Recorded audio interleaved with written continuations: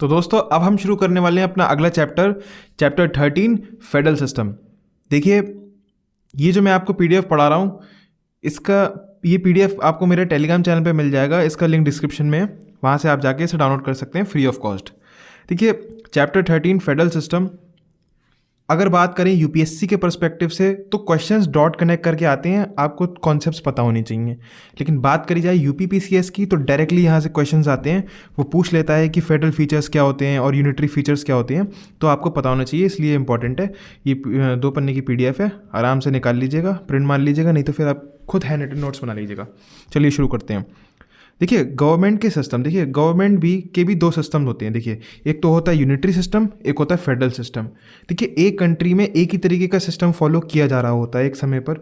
ऐसे मान लीजिए अमेरिका के अंदर की यूनिटरी सिस्टम फॉलो हो रहा है या इंडिया के अंदर फेडरल फॉलो हो रहा है, तो आप समझ सकते हैं ना नाम से ही। देखिए, नाम से समझिए यूनिटरी सिस्टम। यूनिटरी मतलब यूनिट, यानी कि किसी एक की बात हो रही है। यूनिटरी सिस्टम यानी कि यहाँ सब चीज़ें एक हैं, यानी ताकत किसी एक आदमी के पास है ना। और इसी का उल्टा होता है क्या, फेडरल, यानी कि पावर क्या है, एक आदमी के हाथ में नहीं है, यानी कि कई लोगों में, यहाँ कहा जाए तो 2 लोगों के हाथों में डिवाइडेड है ना। तो एक तो होता है यूनिटरी सिस्टम, दूसरा होता है फेडरल सिस्टम। अब थोड़ा सा इनको ब्रीफ देख लेते हैं। देखिए, यूनिटरी सिस्टम में क्या होता है, all power vested in the central government and if regional government exist drive authority from centre. देखिए, सारी पावर यूनिटरी सिस्टम में किसके पास होती हैं, केंद्र के पास होती है, नहीं सेंटर के पास होती हैं। और अगर रीजनल गवर्नमेंट एग्जिस्ट करती है तो फिर रीजनल गवर्नमेंट भी भाई किसकी मोहताज होगी, सेंट्रल गवर्नमेंट की, उनसे रजामंदियाँ लेगी तब काम करेगी। मोटे मोटे तौर पे कहने का मतलब ये है कि सारी ताकतें किसके पास हैं, सेंटर के पास हैं।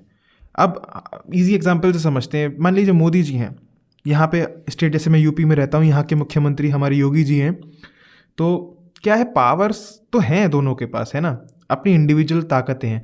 अब मोदी जी भले से प्रधानमंत्री हैं, लेकिन ऐसा नहीं कर सकते कि कोई मजबूरी डाल दें मुख्यमंत्री के ऊपर, यानी योगी जी के ऊपर, कि हाँ आपको ये काम अपने स्टेट में करना ही करना है ना। उनके पास भी अपनी इज्जत है, अपनी पावर्स हैं अपने स्टेट के रिगार्डिंग, है ना। तो यूनिटरी सिस्टम में अगर ऐसा होता तो भाई मोदी जी की बात मानी जाती भाई, तो ये यूनिटरी सिस्टम है। लेकिन वहीं बात करें फेडरल सिस्टम की, तो यहाँ पे पावर्स एक आदमी के हाथ में नहीं है। यहाँ पे सिस्टम 2 लेवल पे डिवाइड करा गया है, एक तो सेंटर पे, एक स्टेट पे, है ना। लेकिन दोनों आपस में क्या है, इंटरकनेक्टेड हैं, है ना। तो power divided into centre and state by constitution itself. तो हमारा संविधान ही क्या करता है, पावर्स को डिवाइड कर देता है सेंटर और स्टेट्स में। Both operates in their respective jurisdiction independently. तो दोनों क्या करते हैं, अपने अपने डोमेन में काम करते हैं और स्वतंत्र तौर पे काम करते हैं, है ना। दबाव नहीं होता किसी के ऊपर। जैसे कि मैंने आपको समझाया, जैसे मैं यूपी में रहता हूँ तो योगी जी को जो अपने स्टेट में करना है वो करेंगे, है ना। उनके पास अपने सब्जेक्ट्स की ताकत है। जैसे मैंने आपको शेड्यूल 7 पढ़ाया था, जिसमें सेंटर, स्टेट और कॉन्करेंट लिस्ट थी, जिसकी केंद्र के ऊपर केंद्र में जो हमारा पार्लियामेंट है वो किन किन सब्जेक्ट्स पे कानून बना सकता है। ऐसे ही हमारा स्टेट है, वो किस किस के ऊपर कानून बना सकता है। यह हमारी कॉन्करेंट लिस्ट है, जिस पे हमारे दोनों लोग कानून बना सकते हैं, सेंटर भी बना सकता है, स्टेट भी बना सकता है। लेकिन सर, यूनिटरी सिस्टम और फेडरल सिस्टम में से कौन सा सिस्टम इंडिया में यूज़ किया जाता है? देखिए, अगर बात करी जाए ना कि बिल्कुल एब्सोल्यूट यूनिटरी सिस्टम है इंडिया में, ऐसा बिल्कुल भी नहीं है। क्या पूरा क्या कंप्लीट फेडरल सिस्टम है? और ऐसा भी बिल्कुल नहीं है। तो फिर क्या है, एक बीच का रास्ता। इंडिया कैसा है, क्वासी फेडरल है। कैसा है, क्वासी फेडरल, क्वासी फेडरल है, क्वासी फेडरल, है ना। क्वासी फेडरल सिस्टम फॉलो करता है, बीच का रास्ता, है ना, मध्यम मार्ग। चलिए अब देख लेते हैं कि फेडरल फीचर्स कौन से होते हैं और यूनिटरी फीचर्स कौन से होते हैं, जहाँ से यूपीपीसीएस डायरेक्टली क्वेश्चन पूछ लेता है। वीडियो को ज़्यादा लेंदी नहीं करेंगे, क्योंकि भाई यहाँ से जो चीज़ें इंपॉर्टेंट है बस उन्हीं को उठाएंगे।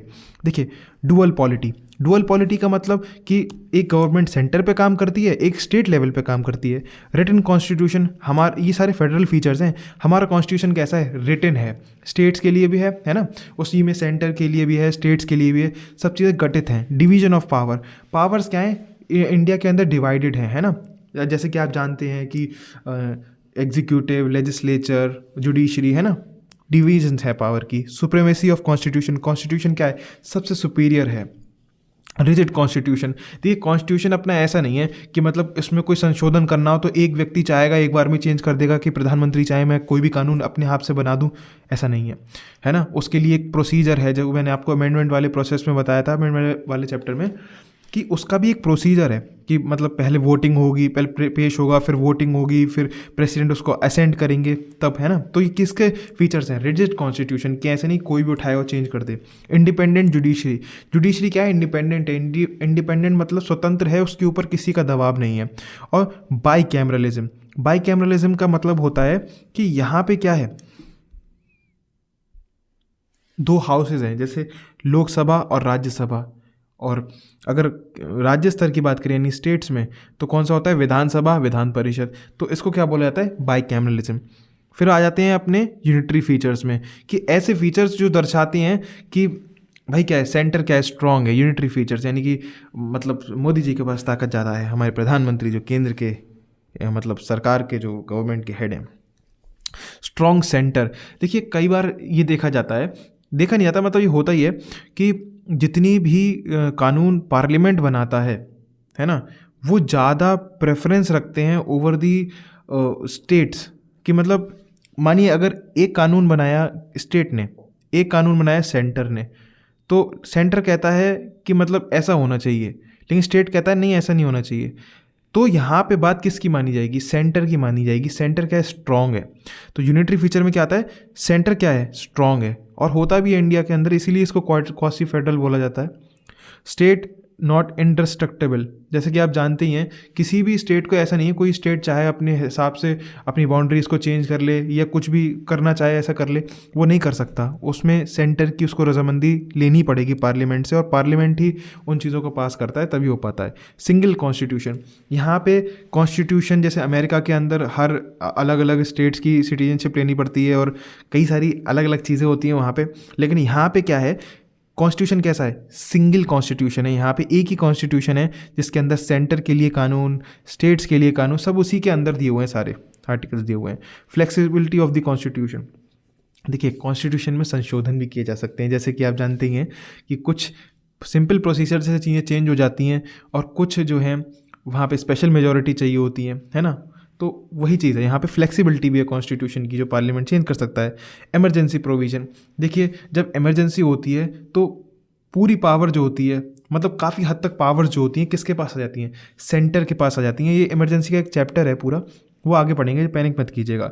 सिंगल सिटीजनशिप, एक बार आपने भारत की नागरिकता एक जगह ले ली तो आपको अलग अलग जाके नागरिकता लेने की ज़रूरत नहीं है अमेरिका की तरह। तो ये भी एक यूनिटरी फीचर है। इंटीग्रेटेड जुडिशरी, देखिए जितने भी कोर्ट्स हैं इंडिया के अंदर, जैसे हमारे सुप्रीम कोर्ट कहाँ दिल्ली में है, लेकिन उसके बाद क्या है, स्टेट्स के अंदर हाई कोर्ट्स हैं। तो हाई कोर्ट्स क्या करते हैं, मतलब जैसे एक हायरार्की है कोर्ट्स की, जैसे पहले सबसे सबऑर्डिनेट कोर्ट है ना, लोअर कोर्ट, सबऑर्डिनेट कोर्ट्स होते हैं, फिर उनके ऊपर हाई कोर्ट्स होते हैं, हाई कोर्ट के ऊपर सुप्रीम कोर्ट होते हैं। तो सारे कोर्ट्स क्या हैं, ये इंटीग्रेटेड हैं किससे? सुप्रीम कोर्ट से। तो ये क्या है, एक इंटीग्रेटेड जुडिशरी है कि स्टेट्स के लेवल पे वहाँ पे काम कौन कर रहे हैं? हाई कोर्ट काम कर रहे हैं, और फिर जो सेंटर मतलब पूरा कंप्लीट इंडिया के लिए कौन सा? Supreme court. तो फिर आप समझ सकते हैं ना, जुडिशरी क्या है, इंटीग्रेटेड है आपस में। ऑल इंडिया सर्विसेज, जिसके लिए आप तैयारी कर रहे हैं, जैसे IAS और IAS IPS है ना, जो ये सर्विसेज हैं, IFOS है, तो ये सब क्या है, ऑल इंडिया सर्विसेज है। जैसे अब जैसे कि आप एक ज़िले के DM बनते हैं, IAS बनते हैं, तो क्या होता है, आपकी अपॉइंटमेंट सेंटर के थ्रू होती है। वहाँ से UPSC उसके बाद आपको क्या करे, अपॉइंट करती है, जैसे department of personal and training है, वो आपको अपॉइंट करता है। उसके बाद प्रेसिडेंट से आपकी अपॉइंटमेंट होती है, फिर आप स्टेट्स में जाके काम करते हैं। तो ये क्या है, एक ऑल इंडिया सर्विस है। यहाँ पे कंट्रोल तो एक तरीके से मानिए स्टेट्स का ही होता है उसके ऊपर, लेकिन कंप्लीट कंट्रोल स्टेट्स का नहीं होता। आप सेंटर से आए होते हैं, एक एजेंट होते हैं, और स्टेट में काम कर रहे होते हैं। समझ रहे हैं ना आप मैं क्या कहना चाह रहा हूँ? तो वही चीज़ है। तो ऑल इंडिया सर्विसेज जो है क्या है, यूनिटरी फीचर के अंदर आते हैं। तो फिर यही था वो चैप्टर, है ना। एक बार आप इस PDF को निकाल लीजिएगा, एक बार रिवाइज कर लीजिएगा, और अगर आपको वीडियो पसंद आया तो वीडियो को लाइक कीजिएगा, चैनल को सब्सक्राइब कीजिएगा, दोस्तों का शेयर कीजिएगा। फिर मिलते हैं अगली बार। Thanks for watching.